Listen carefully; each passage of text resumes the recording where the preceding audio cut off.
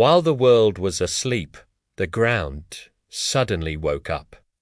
1 second, 2 seconds, and then everything began to move.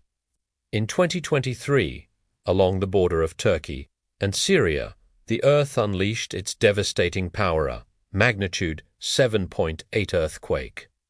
Buildings shook violently, and people woke in sheer panic. Within moments, entire cities crumbled into rubble. Homes, hospitals, and countless lives vanished in an instant. The air filled with dust and screams, followed by a haunting silence. But just when survivors thought the horror was over, the ground roared to life again. A second, massive quake, magnitude 7.5. Through the freezing nights, thousands were trapped beneath the debris. Nearly 50,000 lives were lost. Yet, even in the face of unimaginable pain, humanity's spirit endured. Rescuers dug, with bare hands, pulling survivors from the wreckage.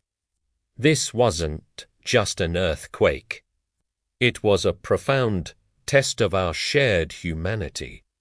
Thank you for watching.